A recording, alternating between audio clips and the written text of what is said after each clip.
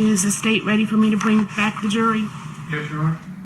Mr. Lawrence Lewis, are you ready? Yes. All right, we're ready for the jury.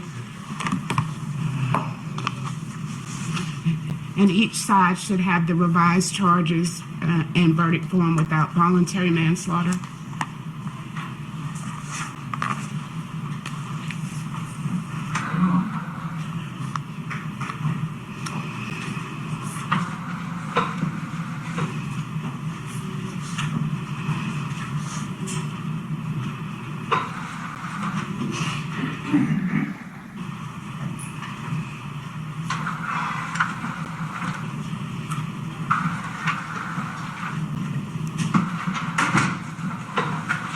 With the state having rested, I'll turn to the defense. Mr. Lawrence Lewis, call your first witness.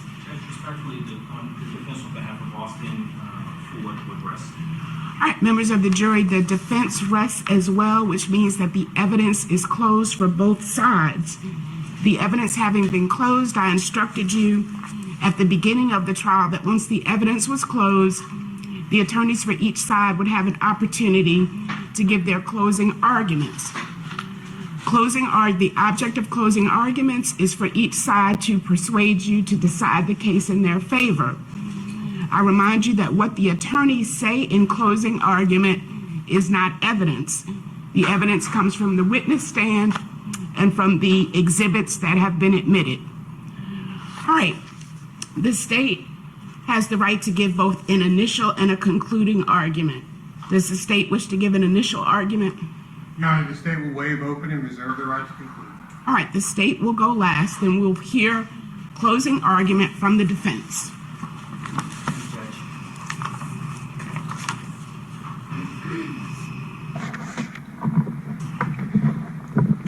When I was in high school, my father and I would spend part of my commute to high school together. And, when it was sunny, he would walk. And then when it was raining, he would drive part way before I got on the bus to go up to prep school. And he was always super efficient. So whether we were walking or he was driving, he was always pouring into me, just sharing everything that he could share. And I was just lapping it up, just sort of soaking it up, everything that he was saying when he was talking to me. It was only years later I suspected that he was a little nervous about me going up to the prep school. He really didn't understand anything about prep school, being the son of a sharecropper. Here I am in a predominantly white Catholic prep school, didn't really know anything, but he was trying to share everything that he could share with me about ultimately what he knew. He was an electrician for PATH, Port Authority Trans-Hudson. And most of what we would talk about would revolve around the issues of race and interpersonal communication and interpersonal dynamics. That's what we would talk about. And what he taught me between 1980 and 1984 when we commuted partway together is before you go to race, before you say somebody's doing something against you because you're black, look at some other things.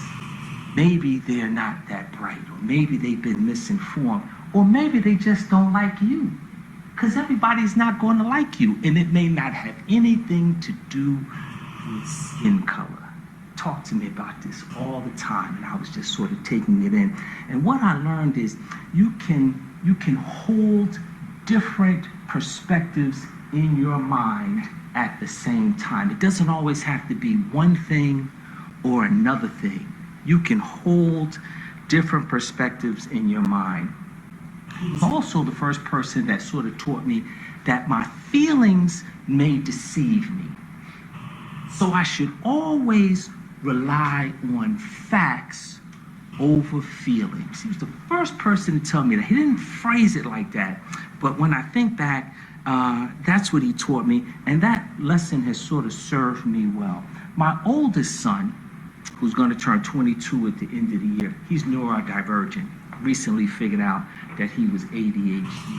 ADHD is a little bit different than what I thought it was, because what it means is your executive functioning is impaired, and it also means your emotional regulation is also impacted. So when he gets a thought in his head, there's very little logic that's going to shake that thought out of his head.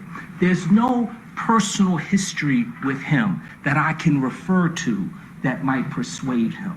There's no personal adversity that will dissuade him. He may, once he gets that thought in his head, he may see that it's just not going to work out, but he just can't let go of that thought. So that's what he's taught me. So my father taught me to think in different ways, and my son has taught me some people can only see things one way. Stuck is stuck. That's why we asked you to come in here and resolve this issue, because I suspect that you may be able to see the prosecutor is stuck. Homicide, homicide, homicide, homicide. Now, I don't suggest he's neurodivergent, but clearly he is stuck. There was a total of 17 witnesses called in 2 days, and I'm my father's son. I try to be super efficient. I'm not trying to waste your time. I told you, I didn't want to tell you, it might go till Friday. You're going to have the case today on Thursday. Still may deliberate till Friday. Nobody can determine how long you're going to deliberate, but I don't need to be asking questions of witnesses just to be hearing myself talk, just to be asking questions. That's not even me. You heard from 17 witnesses in 2 days, and you already know it's only about 3.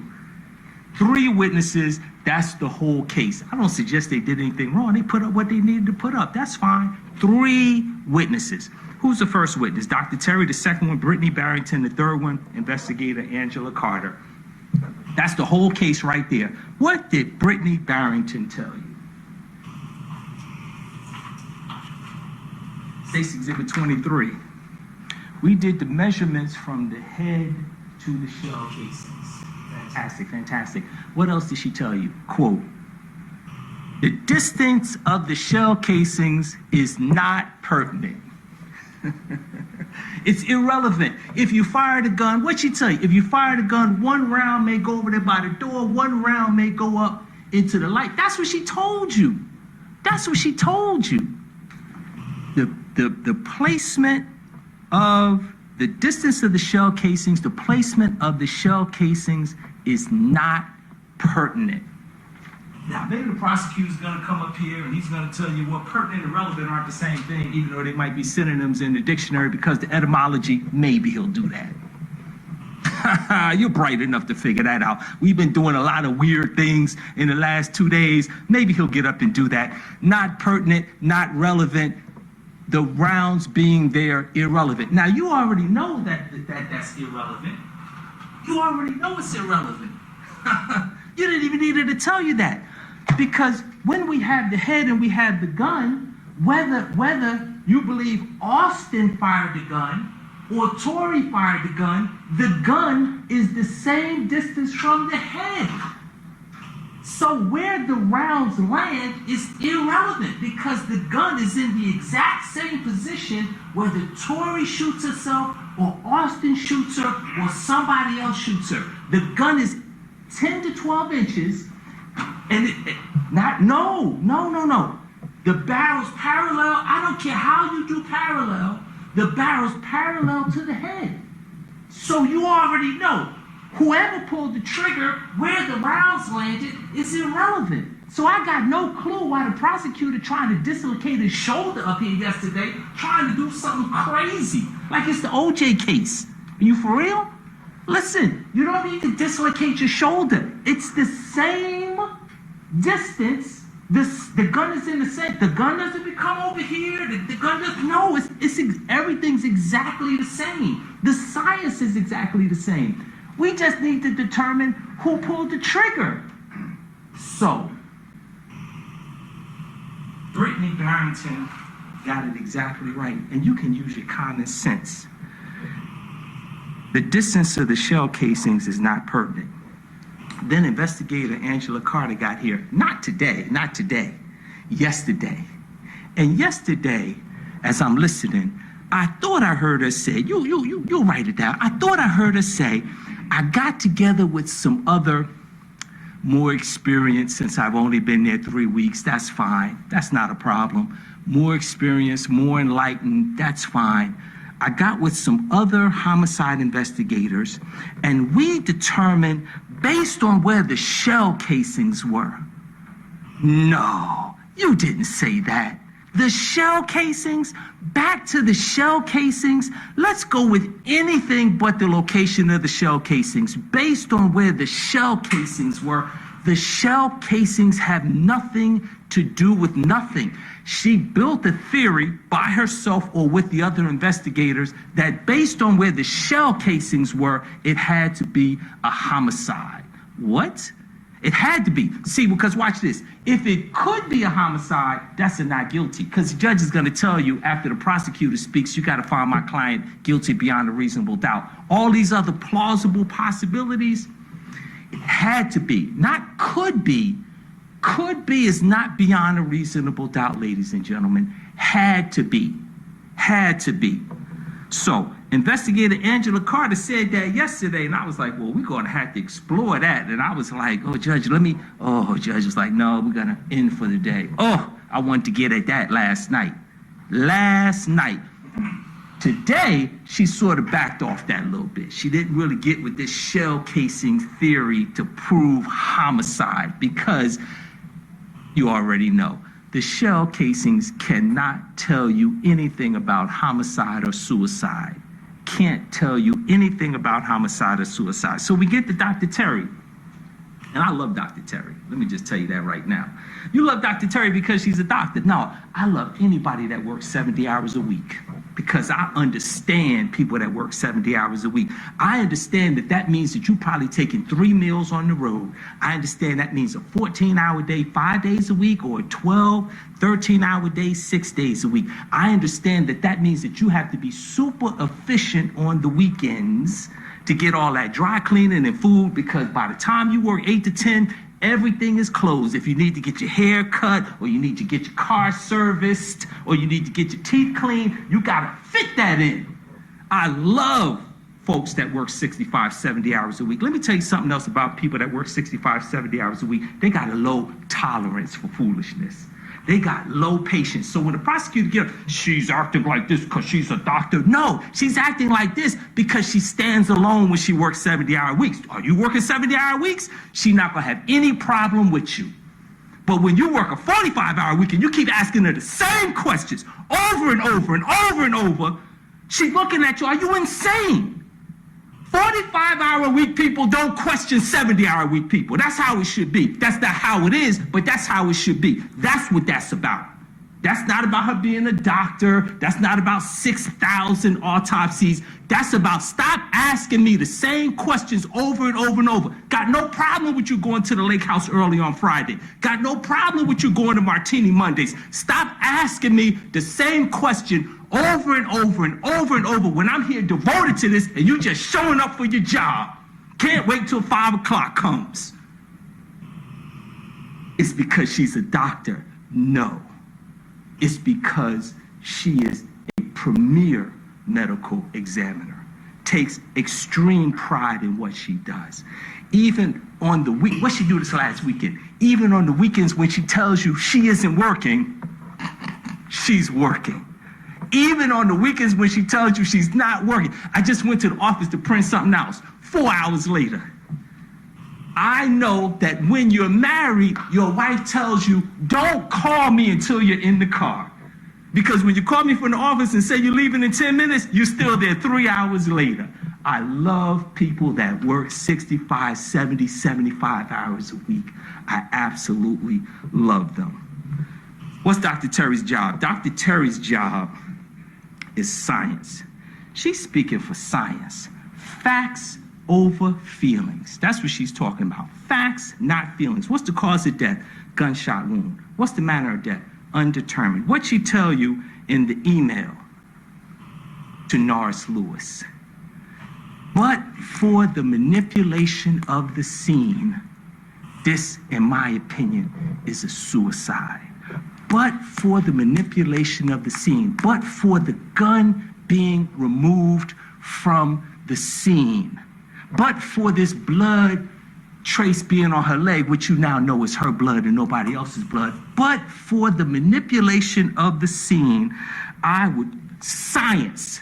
I'm just talking for science because I got a brain and vocal cords. Science doesn't have a brain and vocal cords. I'm speaking for science. Science tells us this is a suicide. She said, I need a volunteer. Well, who's it gonna be? I gotta get on the ground. That's what it is, what it is. 70 hours a week. Don't ask other people to do what you're not willing to do. That's how that works. She gets down, and what she demonstrate to us? Well, if it's a homicide and her hands are up like this, then the person has to get down, and because the barrel has to be, won't work, won't barrel. The gun can move any kind of way, but that barrel has to be parallel with the ground for the round to enter the head and go the direction that it did. Slightly up, slightly down. So the person either has to get down here or they gotta lay down. And when they lay down, they gotta shoot over the arm to hit the person in the head. It doesn't matter how fantastic it is, prosecutor gonna stay stuck on what he's stuck on. And then he give you all these other theories. The picnic theory, the midnight picnic theory. That's what we got right before the end, the midnight picnic theory. We went out there for a picnic with no blanket just to look at the stars, and I got surprise shot, pow! The picnic theory. 1,000,001 theories. But what we're not gonna do is we're not gonna say, oh, it might be a suicide. Don't say that. Stay stuck on anything that doesn't sound like that. And so I don't really need to talk to you for a long while, because Dr. Terry told you. She's not sure. I told you the original 5 facts. Tori Lang is dead, and there's no question she got shot. And there's no question that my client puts himself there. Those aren't questions. Dr. Terry can't tell you if it's a suicide or a homicide. Dr. Terry has to be able to tell you it's a homicide in order for you to tell Austin Ford he's guilty of murder. Because it doesn't matter how little effort. This was the prosecutor question in voir dire. Well, what would you do? What would you do if somebody told you that they were suicidal? Oh, I would jump off the Empire State Building to save them. I don't know what he expects you to tell him. Some people you're not going to be able to save. I'm going to talk to you, but I don't know if I'm going to be able to save you. Same as a marriage. What you going to do if your wife tells you she's going to divorce you? I'm going to tell her you're an accountant, take 60%, have a nice day. What I'm going to do? What I'm going to tell her? Well, let's go. People are going to make the decisions that they're going to make. And the idea that Austin Ford will be found guilty of murder because he didn't do enough is almost as ridiculous as Austin Ford being found guilty of murder because he lied to the police. Charge him with lying to the police. That's fine. But please don't come up here and say, because Austin Ford lied to the police, you should find him guilty of murder. We're not here on a shoplifting case. We're not here on entering auto. We're here on the most serious thing a person can be charged with, murder. Murder. And then we get into these letters, and we get into some questions about what's going on. And you can see, Tori Lang got a little bit of a chaotic life. It's a little bit of chaos. No, I understand none of the family's going to say that it's chaotic now. I got that. But it's a little bit of chaos. A little bit unstable financially, boyfriend sort of doing things. He's sort of a boyfriend, he's sort of not a boyfriend. I'm on these diet pills, I'm fainting. I may or may not be taking drugs from Scoop. A little bit of a chaotic life. Mom's saying, listen, you can't stay here, you're not following rules. Grandma, auntie putting you out. They love you, and they really loving you now. They really loving you. But it's a little bit of chaos. It's a little bit of chaos. And here's the beauty when you come in this building. This is what I love about the building. If you're gonna have a trial where we search for the truth, because that's what trials are about, searching for the truth, you gotta tell the truth. You can't tell a half truth and then say, hey, I'm searching for the truth. You can write on any document that you have in the back, Austin Ford lied, but you can never write guilty on the verdict form because he lied. Because him lying's got nothing to do with the murder. Murder. After the prosecutor speaks to you, the judge is going to read the law to you. And, normally I talk to juries about credibility, reasonable doubt. What's reasonable doubt? Reasonable doubt is a doubt of a fair-minded, impartial juror honestly seeking the truth. It's a doubt based upon common sense and reason. It's not a vague or arbitrary doubt, but a doubt for which a reason can be given, like Dr. Terry telling you she can't tell if it's a suicide or a homicide. Based on the conflict in evidence or gaps in the evidence, the judge is going to tell you the law about reasonable doubt. But the most interesting thing as I'm reading through the jury charges last night is the number of times I see the words facts and evidence, evidence and facts, facts and evidence in the charge that the judge is going to read to you after the prosecutor sits down. The judge is going to read this to you, and you're going to hear the judge repeat certain words throughout the charge of the court. Facts and evidence, facts and evidence, evidence and facts, facts and evidence. You're going to hear those two words over and over and over and over when the judge reads the charge to you. That's because the criminal justice system rests upon facts and evidence, not speculation, not feelings, facts and evidence. So if in fact the thing that's there was a gun, and if this and if that, that's not really how this thing works. Facts and evidence. Towards the end of the jury charge, the judge will specifically tell you the law on the role that feelings are supposed to play. She's going to read it to you. She's going to tell you that you, the jury, are not to show favor or sympathy to one party or the other. It is your duty to consider the facts objectively. That's what she's going to tell you. It is your duty to consider the facts objectively without favor, affection, or sympathy to either party. In deciding the case, you should not be influenced by sympathy or prejudice. Feelings do not play a role here. They're not supposed to. Doesn't mean we don't understand the Langs lost a family member, but in making these decisions, we're supposed to be looking at the facts. At the very beginning of the charge that you're going to hear from the judge is going to tell you it is your responsibility, the jury, to determine the facts of the case from all of the evidence presented. You're not going to hear anything about speculation. You're not going to hear anything about hypotheticals. You're not going to hear anything about musings of the state prosecutor and committees of homicide investigators. You're not going to hear that. The judge is going to tell you your oath requires that you decide this case based on the evidence. And then she's going to tell you evidence is the means by which any fact that is put in issue is established or disproved. Evidence, facts, evidence, facts. There's no, how do you bridge that? You bridge that with your feelings. Feelings play no role in this. We want you to use your common sense when you analyze the facts and you put the logic of the law to those facts. The law does not recognize feelings. And when you look at the evidence in the case, the facts in the case, and you put the facts with the law, the question is, has the state met their burden of proving my client's guilt beyond a reasonable doubt? I contend no, obviously. Bare suspicion, the judge is going to tell you, is not enough. And the judge is going to give you an instruction on experts. And did I consent to all their experts? There's only really one expert here. Who's that? You already know, it's Dr. Terry. Dr. Terry's the expert. The judge is going to tell you expert witnesses are those because of their training and experience possess knowledge in a particular field that is not common knowledge. There's an or after that, but I like that part. Because of their training and experience, 70 hours a week, they possess knowledge in a particular field that is not common knowledge.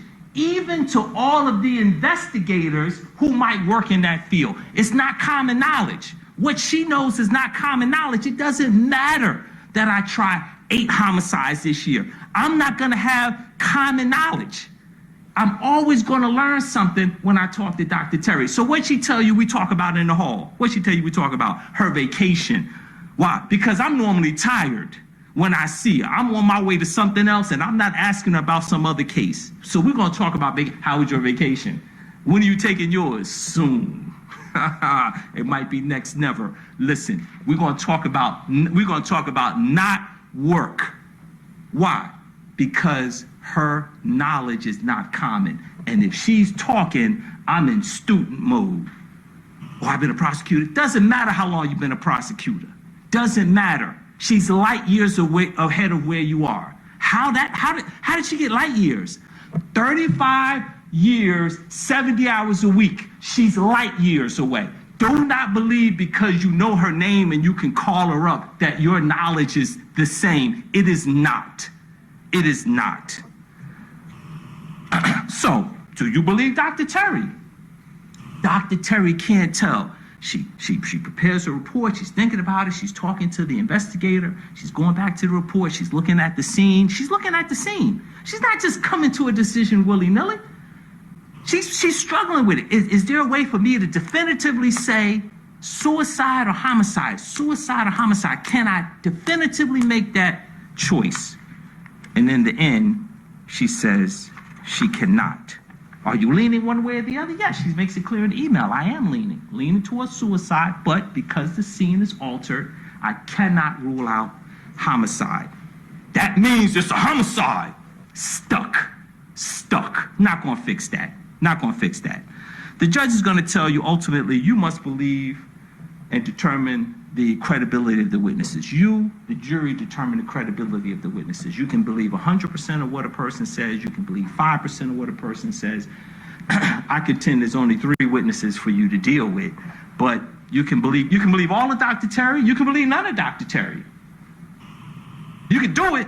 Fortunately for me, I'm in Gwinnett. I'm not in Philadelphia where juries just do wacko things, cuckoo bird things. I suspect you're going to look at the evidence, and I suspect that you're going to respect Dr. Terry's credentials and her experience, and you're going to, as you see, part of your determination of her credibility is you determine her personal credibility.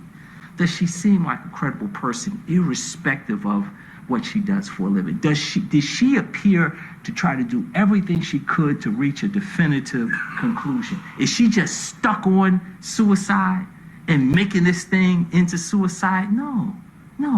She's looking at the science and she's looking at it. Prosecutor asks her a question. There's certain points she has to concede. The science has to concede it.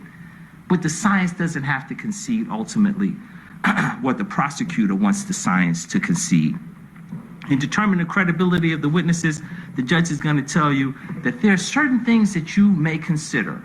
One of the things that you can consider is the witnesses' means and opportunity of knowing the facts about which they testify. Knowing the facts about which they testify, how the distance and the stippling. And does Detective Carter know anything about this? This is not common knowledge. Forget the fact that she's only been there for 3 weeks when this is her first homicide. Forget that. Does she know anything about this? Does she know anything about? So how are you challenging Terry on that? You could talk to Terry about the best salad dressings. Not this. But you, the jury, get to determine. You can consider the witness's means and opportunity of knowing the facts about which they testify. Can Detective Carter tell you anything about homicide versus suicide based on the science? Get real. You may consider the nature and the facts about which they testify. Same thing, the science. You may consider the probability or improbability of their testimony.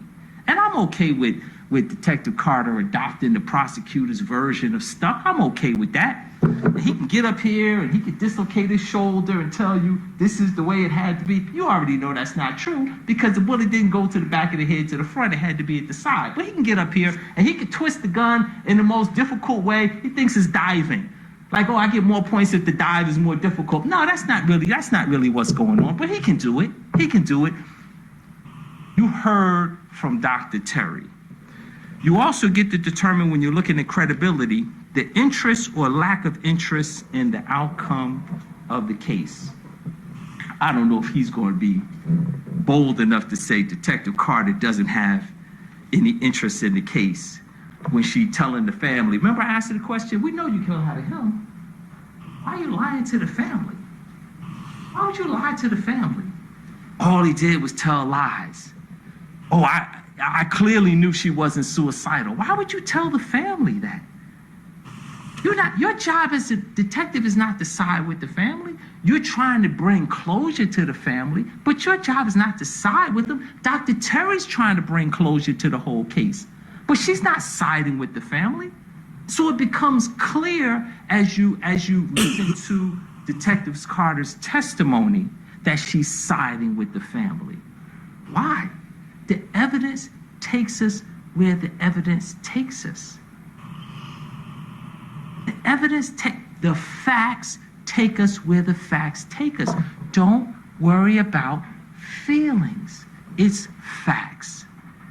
And ladies and gentlemen, when you take the facts that were presented in this case, specifically the facts and the evidence from the three crucial witnesses in this case, it becomes crystal clear that the only just verdict in this case is not guilty, felony murder, aggravated assault, and the possession of the firearm charges, because no gun is recovered, no gun is ever seen in my client's hands, my client's DNA is not on any gun, there's no gun.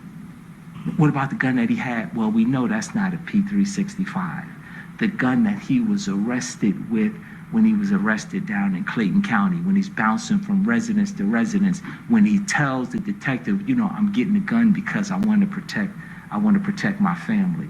Look, on the night that Tori died, he was looking up guns. Sure, because he wants to have a gun to protect his family. That's perfectly understandable. He can't possess a gun because he's under the age of 21, as the detective told us, but that's perfectly understandable. Why would you take that fact that he's looking up guns and said that means he wants to kill? Oh, you stuck on that. Okay. I'm going to ask you to find my client not guilty of all the charges. Thank you. Thank you, Judge. All right, thank you. All right, and if you could remove your other, Sorry, Judge. Sorry. You can say you're on. all right, then we will hear next the closing argument from the state. Thank you.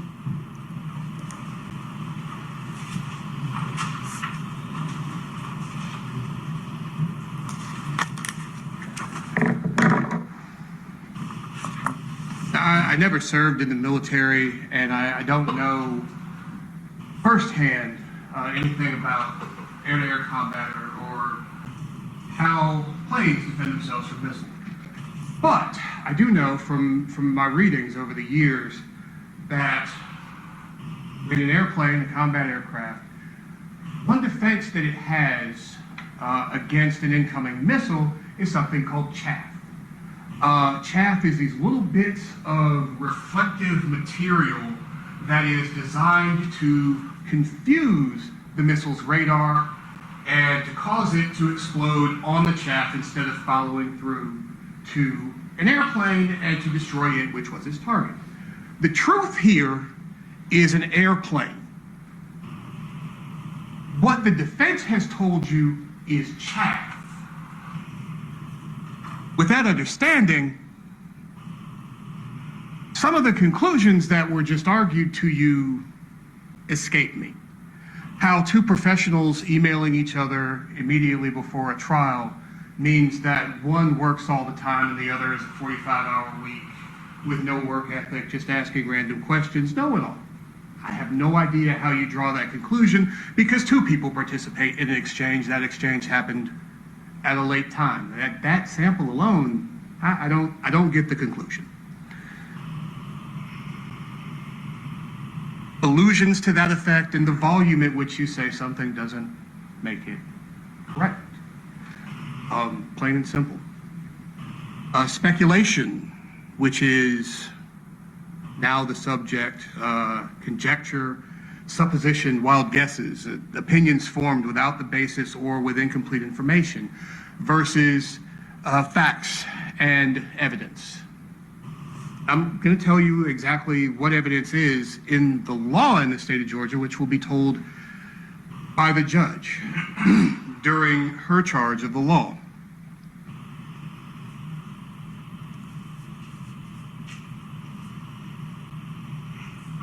But that, Mr. Lewis, doesn't say who gets to question whom.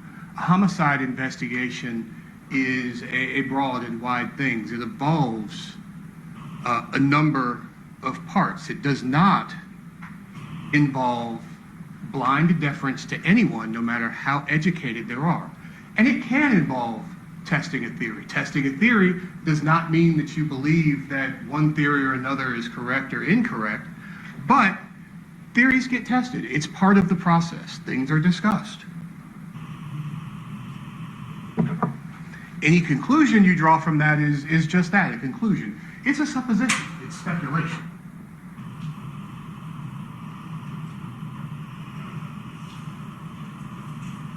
We have out this thing sometimes. The judge is going to tell you that the state does have a burden to prove every element of this case beyond a reasonable doubt. Now, what every element means is everything: the day, the time, the place. A case cannot be put up just in 3 witnesses, and the other 14 witnesses are not a waste of time. They are the manner in which facts are proven. And the state, beyond a reasonable doubt, has to prove every fact, every single one. Because if I don't have witnesses who say that this happened in Gwinnett County or that Tori was killed in Gwinnett County, then that fact wasn't proven, and a jury can't find someone guilty. So the state has to prove that fact, and it did. Reasonable doubt does not mean beyond all doubt. It does not mean that because one thing might have happened, because there's a possibility, because something is plausible, that is reasonable doubt. It is a doubt in the mind of a fair-minded juror who is honestly seeking the truth. Seeking the truth through all the chaff and all the countermeasures. It's not something that you have to look for. You don't have to engineer it. You don't have to speculate about far-fetched possibilities where guns defy the laws of physics and just ignore recoil. You don't have to do that. If there's a reasonable doubt, there's a reasonable doubt. There's not. Your job as a jury is to seek truth. Now, how are facts proven in a court of law? Facts are proven through evidence. The judge is going to tell you in her charge that evidence is direct and circumstantial. Direct evidence is, I see this pen. This pen is brought into evidence. This pen, like these shell casings, are direct evidence. These shell casings are the shell casings that were recovered from the scene of Tori's murder. The people who touched them, tested them, examined them, looked at them, that is direct evidence regarding these shell casings. Circumstantial evidence is proof of a fact through a set of circumstances. Does somebody see Austin Ford enter Yellow River Park? No. There's no direct evidence of that. Does someone see Austin Ford leave Yellow River Park in Tori's car, traveling from, I'm going to butcher the road or get the road wrong, but from North Deshaun Road to his home at the time, at a certain time? No. There's no one who testified that they saw that. But he admitted those things. He admitted he turned off his phone. He admitted that he took the car, and he admitted that he drove to his home. That is corroborated by his Google information that has his cell phone pinging outside of Yellow River Park and then going dark. It has his cell phone moving in a direction from North DeShong Road to his home at a pace that is faster than the average walking pace. So circumstantially, it is proven beyond a reasonable doubt that Austin Ford was in Yellow River Park at the time when Tori was killed. Plain and simple.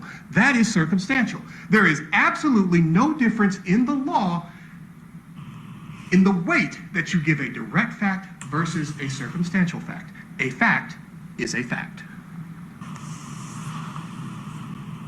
Now, as I said, the state is required to prove all elements of its case beyond a reasonable doubt. And it has to do so by certain rules that are set out in a very large book or series of books called the Official Code of Georgia Annotated. There are rules about what the jury can be shown, how it has to be shown, how it is proven that the thing is what it's said to be. There are rules that apply to both sides, such as the use of the court's subpoena power to bring witnesses to testify in court. There are some rules that apply to only certain parties or in certain circumstances. And as you saw during the trial, there are objections. That occurs when the state and defense or the parties disagree about the application of a rule or whether or not a question or object or thing complies with those rules.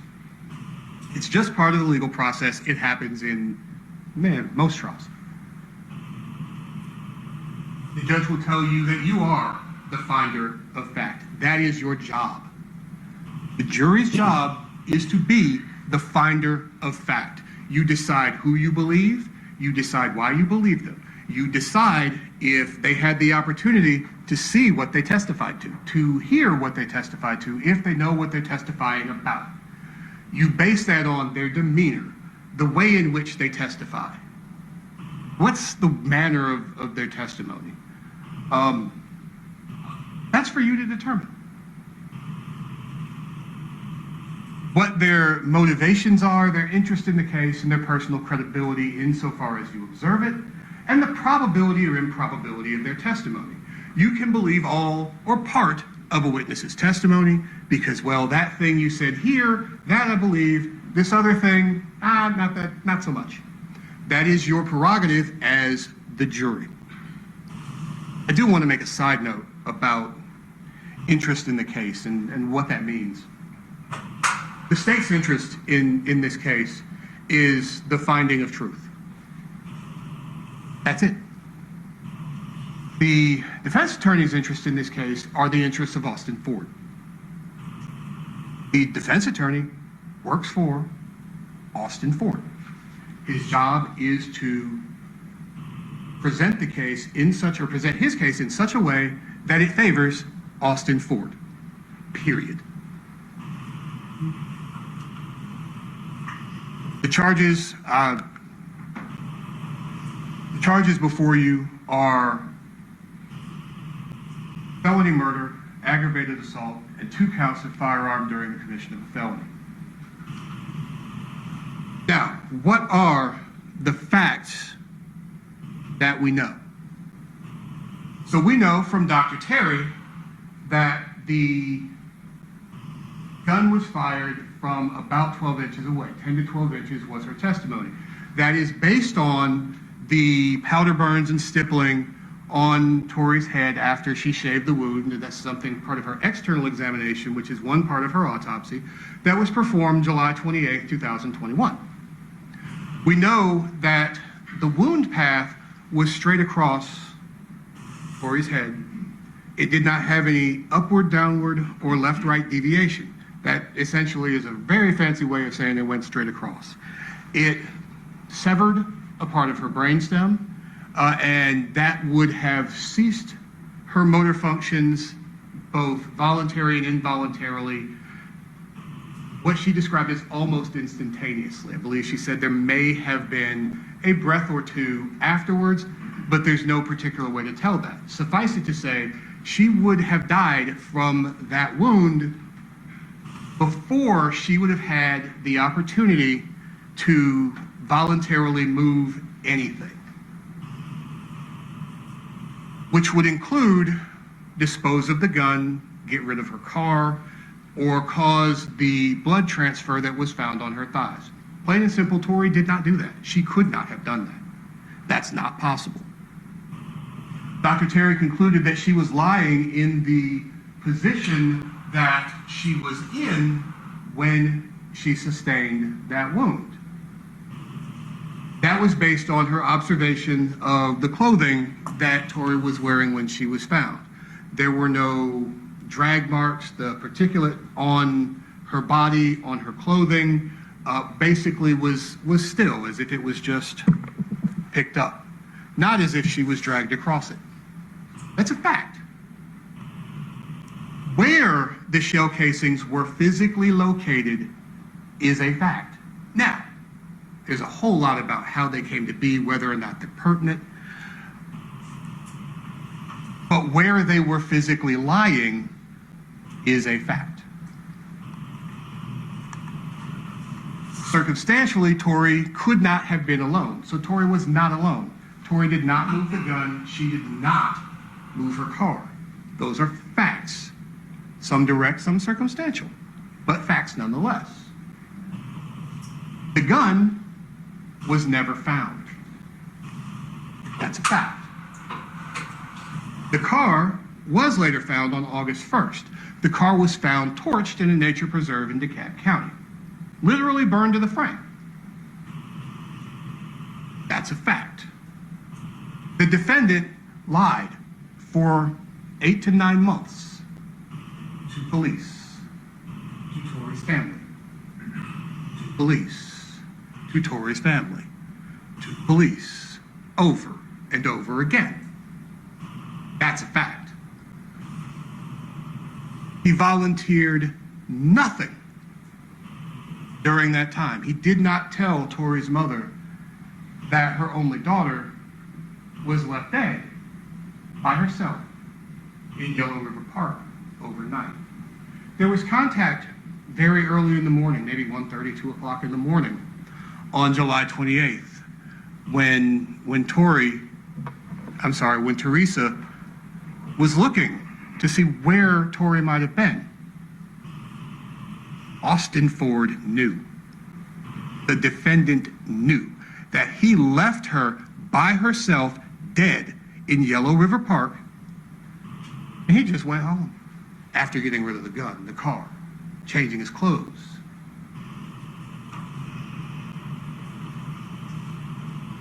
He even gave the police another person to look at. He brought Scoop up time and time again. Because don't look at me. Don't look at me. I don't want you to look at me. Look over there. Go look over there right now. It's Scoop. Scoop did it.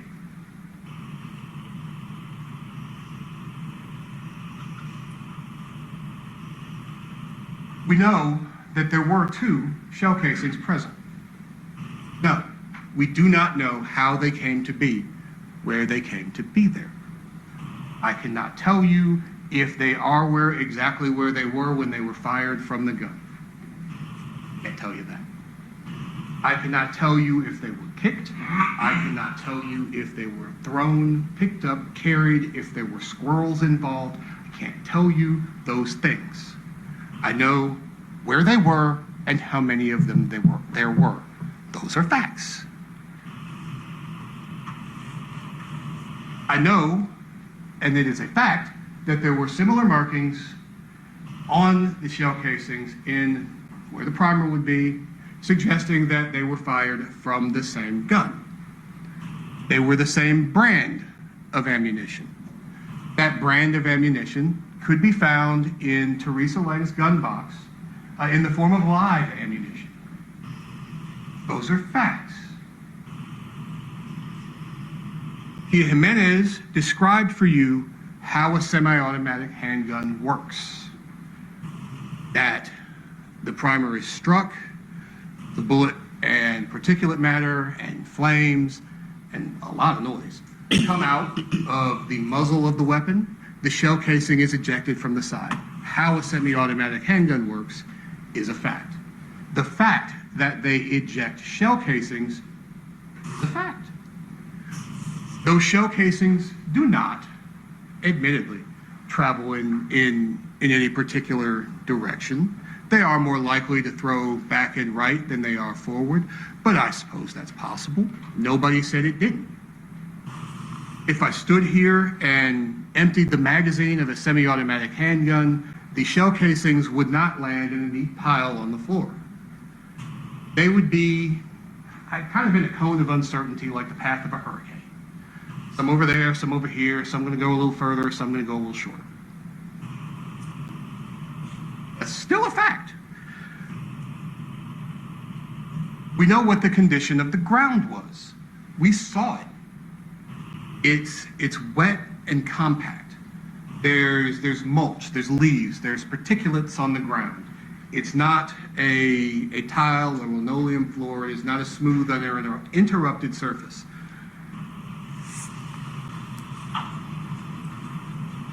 Based on Dr. Terry's physical findings regarding the wound, its path, and how far away the gun was when it was caused, we know the exact position of the gun when it killed Tori. Because Dr. Terry found that she had to be lying right there. That the wound was caused from a gun 10 to 12 inches away. So we know actually, which is kind of rare, to know exactly where the gun was positioned. What we don't know, based on Dr. Terry's findings alone, is who was holding it, how they activated it. Whether they were laying down, sitting, standing. I can bend over and pretend to shoot it this way, that way. I can get down on the ground, and we're still not going to know because that's speculation. Assuming that the defendant was standing and bent over, assuming that he was prone on the ground, belly first, with the gun pointed that way, is speculation. Assuming that it had to be Tori and that she activated it with her thumb, with her finger, with a stick, all of that is speculation because science doesn't tell us that. Science tells us the gun was 10 to 12 inches from her head and what height the barrel was at. It can't tell you where the ejection point was pointing, whether it was pointing straight up in the air. But we can draw some conclusions from certain things. We know from the expert, Kia Jimenez's testimony, that generally speaking, firearms throw up and back, or semi-automatic firearms throw up and back. So if the ejection port was facing up, it is more likely that the shell casing would have gone, in this case, to my left. If it is pointing directly back to the back of the courtroom, it is more likely that the shell casing is going to be on my right where you can't actually see where I'm pointing. Back here towards the defense table. That doesn't mean that I can tell you that it absolutely was there and the shell casing landed absolutely where it did because of which way the ejection port was. But I know which way they tend to throw, and I know which way it is more likely that that ejection port was facing. So it is, if I've got a shell casing back here, it is more likely the ejection port was facing in this direction than it was in that direction. No, it's not a fact. It's a supposition based on a theory, based on the physical evidence. That's not a wild guess. It's a logical, reasonable conclusion based on the evidence. We know that the blood on Tori's thigh was her own. We also know that it was liquid when it was deposited. Now, why does that matter? Well, much ado was made about a void in the coagulated blood. Now, the photograph that we looked at was a photograph that was taken after Tori was murdered and after she'd been in the park overnight and maybe hour, 2 hours after police had arrived on the scene.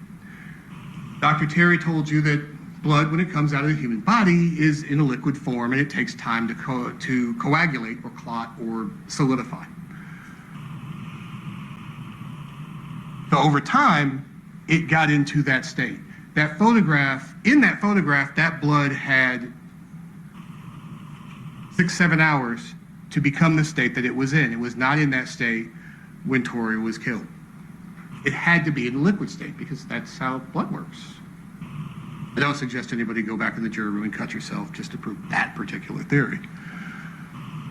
We know that the only thing Tori had in her system was phentermine, which is a drug that's prescribed for weight loss. It's a stimulant, and there was no testimony that it would cause hallucinations or any kind of wild behavior. We know that the defendant turned his phone off on the way into Yellow River Park. We know that because he told us, and the records corroborate that. Now, the reason that he gave is not corroborated, and is not a fact, which is that he turned it off because he was scared.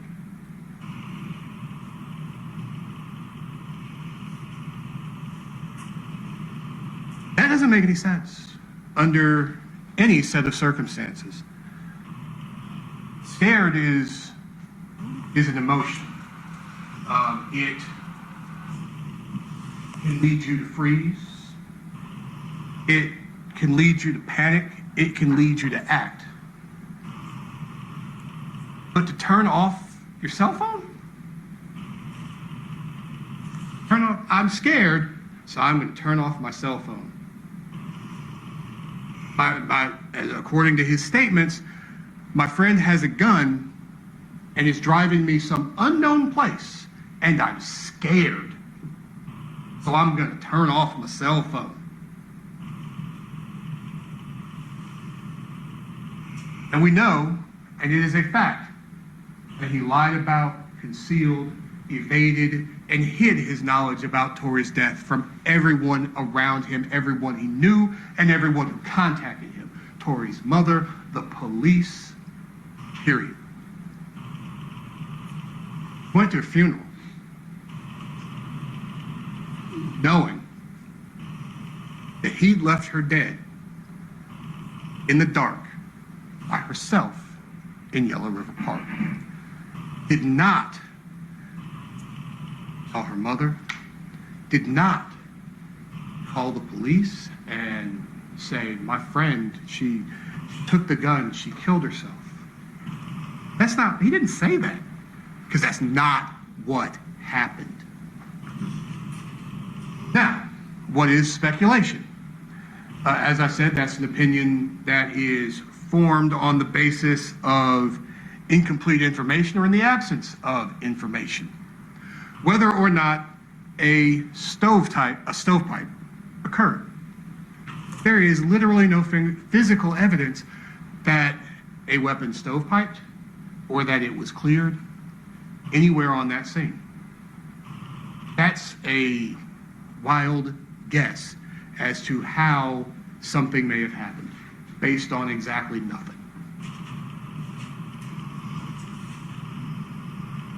What object may have laid in blood at one point or another?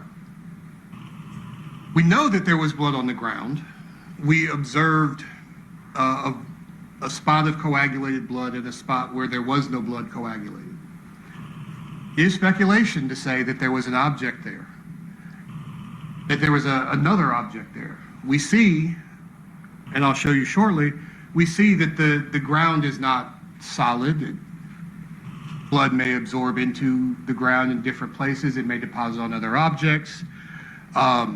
It does not exclude the intervention of wildlife or small animals, rabbits, squirrels, anything that may be alive in the park. We know that Tori was alone from about 11:46 until 6:30 in the morning. None of those things can be excluded. So to say and go up to the screen and say, oh, the gun must have been this way, and look at this. It's speculation based on the way you want the evidence to be for your client. It is a fact that the defendant left with Tori. It is a fact that he left again that same night after Tori had been murdered and was wearing pants instead of white shorts. It is a fact that he returned later on, now early into the next morning, now wearing a different top.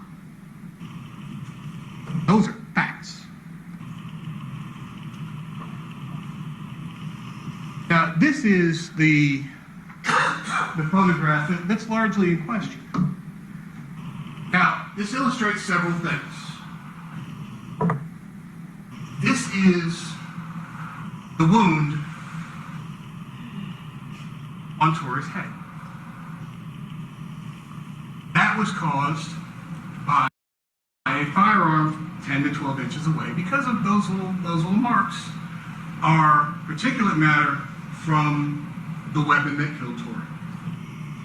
We all know why. I don't have to reiterate that again, and why it was the distance that it was.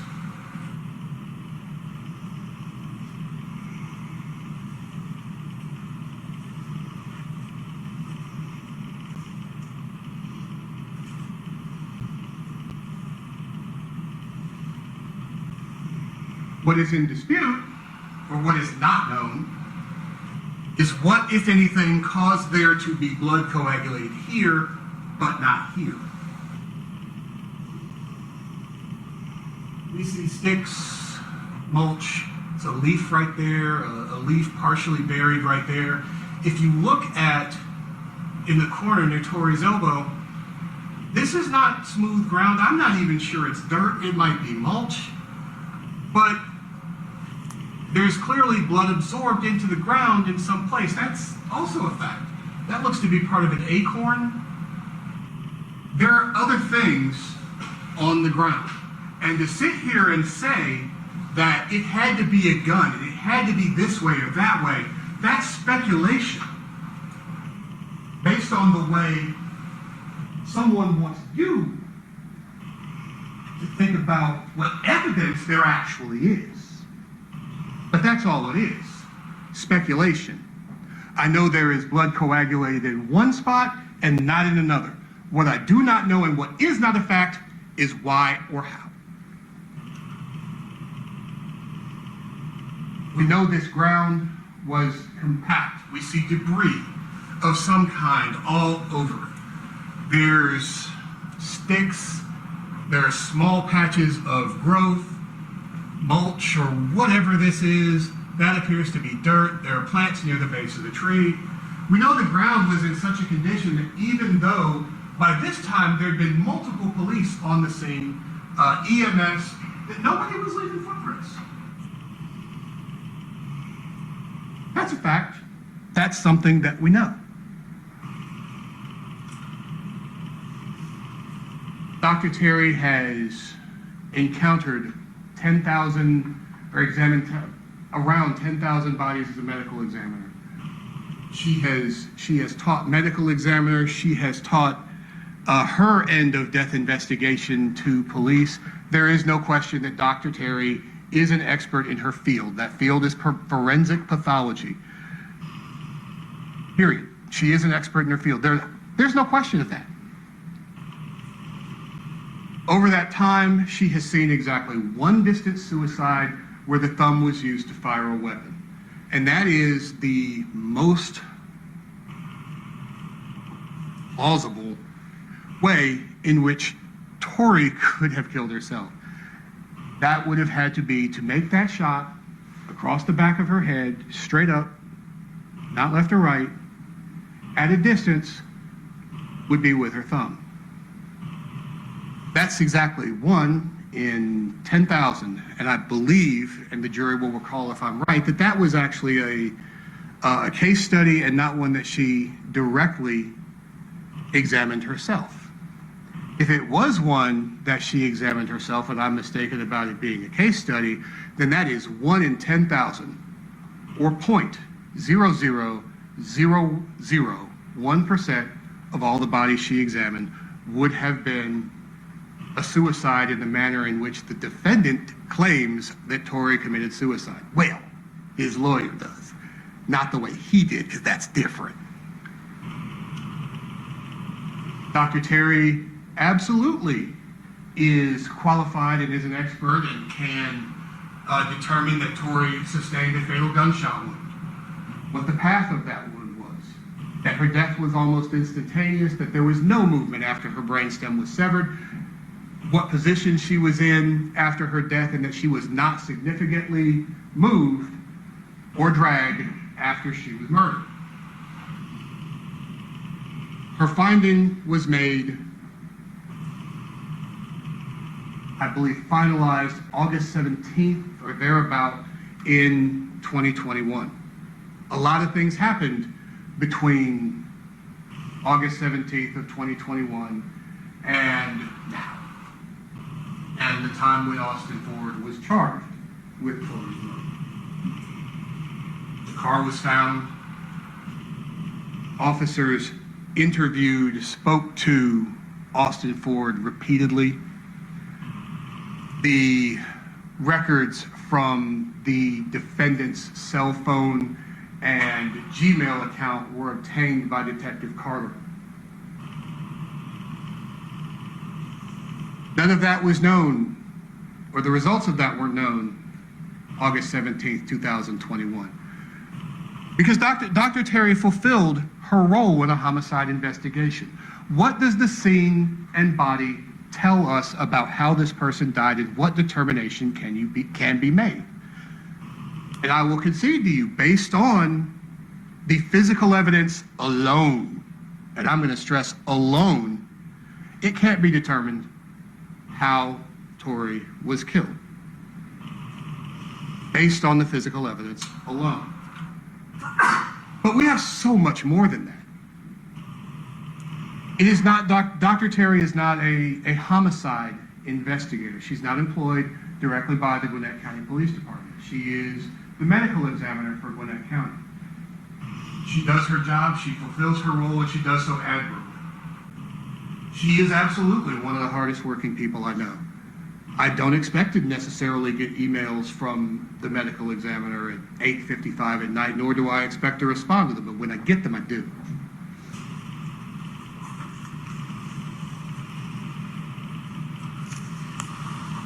Dr. Terry did. Her official manner of death was undetermined. So now we look at everything else. We got this part. Now let's look at the other parts. We know there were no other significant areas of blood. We know the ground was the condition that it was in. There's one blood spot on the ground, various types of dirt. Debris from the trees, sticks, leaves, mulch, whatever washed up the last time it rained, all that. So we consider whether or not Tori committed suicide, because Dr. Terry can't rule it out, nor can she find it to be the cause of death. Because if she could find it to be suicide, she would have ruled that it was suicide. If she could find it to be homicide, she'd rule it was homicide. So the suicidal narrative comes primarily and is repeated primarily by the defendant. While Tori's mother may have been concerned that she hurt herself and that she took her gun, we're talking about a woman who has just been informed that her beloved only child is dead in Yellow River Park and that her gun is missing. She doesn't know anything at this point other than those facts. So wild speculation on her part, emotional speculation on her part, can be expected. You're going to run through everything. You've just lost your child. There is exactly no evidence, none, that Tori asked anybody else to hurt her. The only person you hear that from is from the defendant.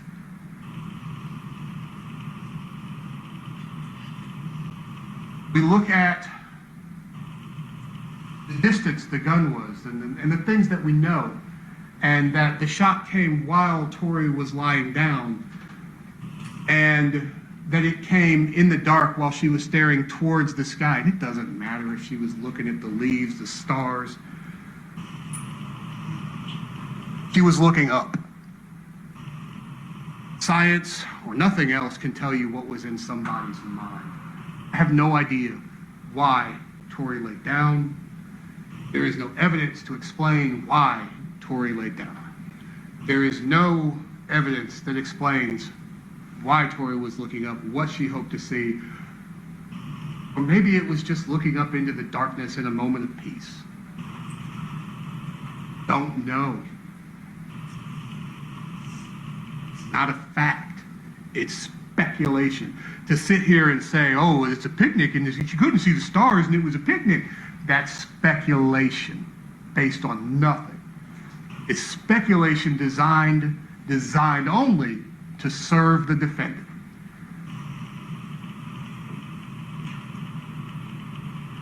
And when we consider what the defendant ultimately said in his interview with Detective Carter, why, if you're coming clean, why do you keep lying? Why do you still lie? Why is it you say she grabbed the gun off the ground and just shot herself in the head? That's what he says. While she was standing up, she fell straight back and somehow her braids magically just came out from under her head. It's ridiculous. Because he's still lying. He had to admit he was there because the cell phone says he was there. He had to admit he took her car because the cell phone says he was in a car. He told you he got rid of the gun in a pond by his house. A pond. By his house. That's what you do when your friend commits suicide. You throw the gun in the pond, right? Suicide looking way less likely, isn't it? The defendant is the one who tells us that he killed Tori. Doesn't say, I killed Tori. No. But his actions speak way louder than the words he told Detective Carter do. He didn't admit he was in Yellow River Park until she told him the cell phone put him there. He didn't mention getting rid of the gun or what happened to it until we knew he was there with Tori when she was murdered. He didn't mention the car until he had to. He paints himself with Detective Carter as this helpful, loving, caring friend who I was so concerned with her. I took the gun from her and I hugged her and she just pushed me away, grabbed the gun off the ground and shot herself in the head. Ridiculous. We know it's all a lie. We know it's a lie because he's been lying from the beginning. The only truth in what he said are the things that are proven by the facts we know. Everything else, everything that points to him being guilty of the murder he's guilty of, he lies about. Concedes what he has to and keeps lying. This is the cover-up of a murder. Period. End of discussion. What do you do when you've murdered someone? Well, you get rid of the gun. I can't have the gun found. The gun might point at me. It might have my fingerprints, my DNA. Got to get rid of it. They find the gun on me, they're going to know I did it. So I get rid of it. So I dump it in the lake. I got to get rid of the car. Well, the car was here. It's the scene of murder. It's got my DNA. Oh my God, I got blood in the car. I got to get rid of the car. The car's got to go. Well, what if the police ask me about it? Because they're going to find her. They're going to find her shot. Well, I can't tell them the truth. I can't tell them I was there. I'm sure not going to tell them I murdered her. So I'm gonna give the police someone else to look at. Yeah. Who? Scoop's a bad guy. He's got tattoos on his face. He hits scams, does drugs. Scoop did it. Oh, wait, oh crap! I'm wearing clothes. Oh man, these shorts are white. Oh, I got blood on them too. I gotta get rid of the shorts. Well, oh man, there's blood on the sleeve of my hoodie. I gotta get rid of it too.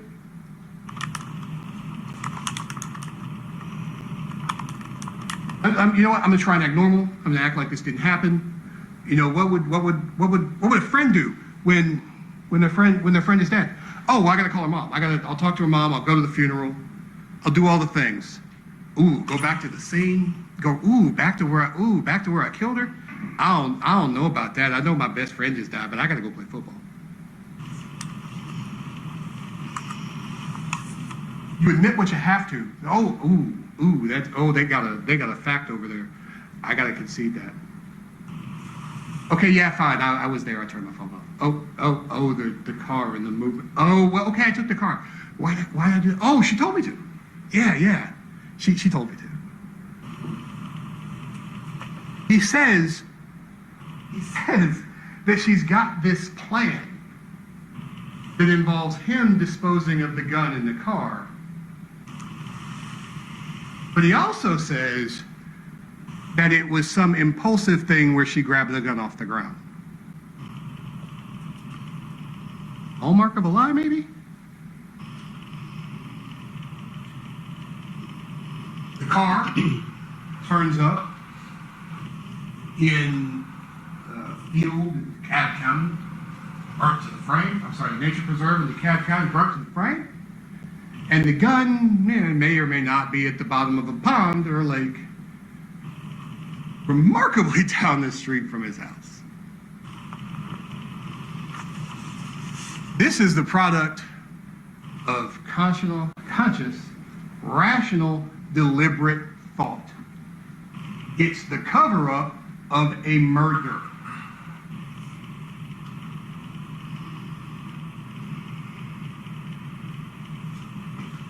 You know he was there. He tells us, his cell phone tells us, and then he covers up a murder.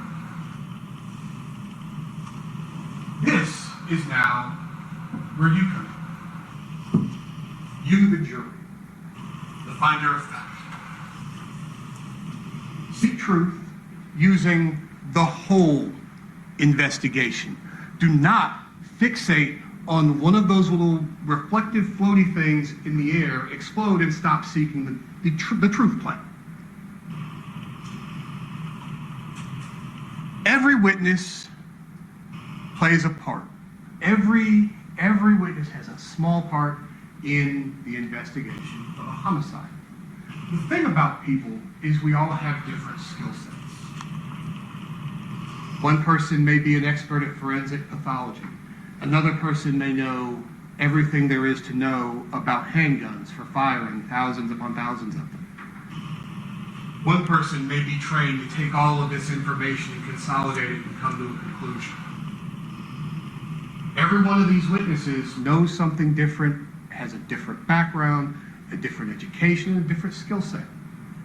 You, the jury, who are actually kind of configured the same way, where you have people of different ages, different backgrounds, different skill set, different experiences, get all of these things.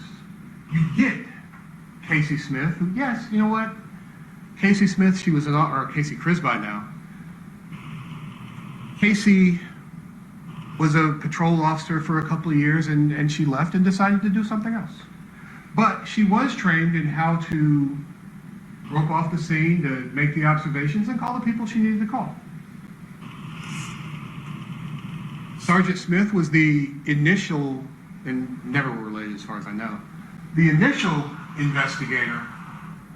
He played his role. He started the process of getting geofences and trying to narrow down who might have done this to Tori.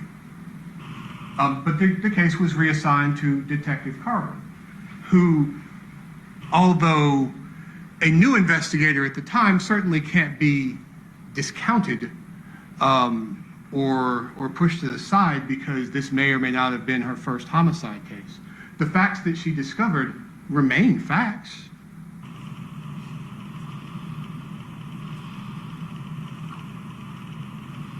Tanya and Teresa Lang knew Tori far better than anyone around her. They, unlike us, had the privilege of knowing Tori. None of the other witnesses knew Tori while she was alive. None of the witnesses, including Tanya and Teresa, told you that Tori was suicidal, that she was hell-bent on ending her own life, nor does a single word in any of the letters that she wrote to God. She prayed for wealth. She prayed for solutions to her problems that are common, like needing more money. There is nothing beyond the pale or out of the ordinary that's not the experience of the average 18-year-old girl. There's nothing to indicate that she would have come up with this elaborate, ridiculous plan to end her life and then, on some spontaneous urge, grab a gun off the ground, shoot herself from 10 to 12 inches away, while her best friend carries off the gun and the car and pretends it never happened. Because that's ridiculous. It's far-fetched. When you start looking at the 0.00001%, it starts getting a little further away, doesn't it?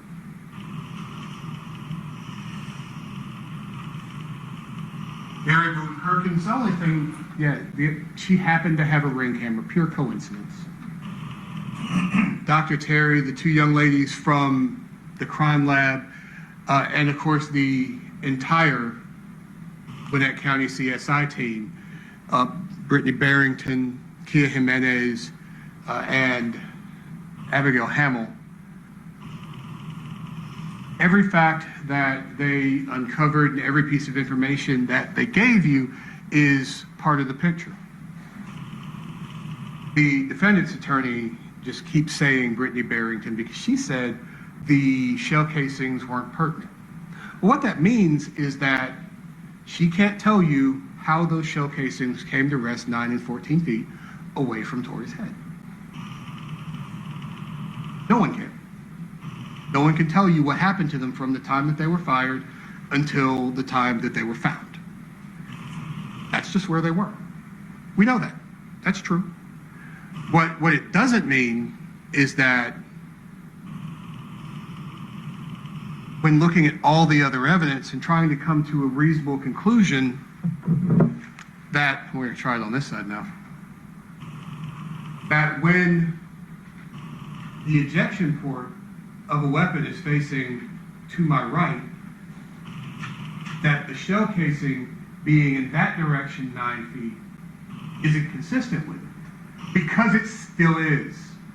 Now, does that mean that that's the underpinning of the theory? No. It's consistent with that theory. Everything else, the distance, the height of the gun, that's known. Where the ejection port isn't known by a fact. But that shell casing being there is consistent with this. And just as there is no evidence to show exactly how it landed there, there's no evidence to show it was in fact moved there. When you look at everything, you don't come to the conclusion that Tori committed suicide. Tori could not have held the gun in such a way that that shell casing landed there. The defendant could and did. Whether it was what the defense attorney is calling assisted suicide or a straight up murder,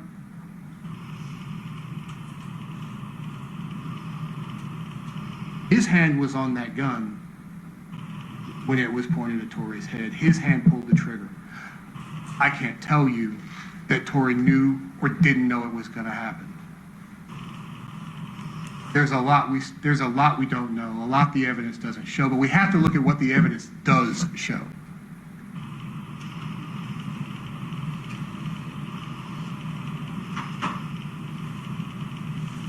The last thing that I don't want you to go in that room with is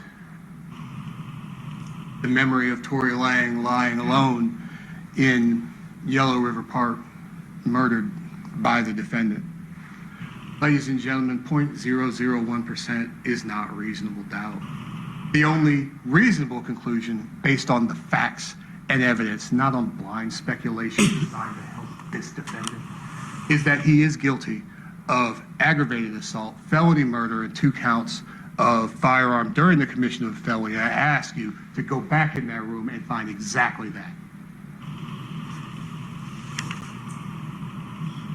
Thank you, Your Honor.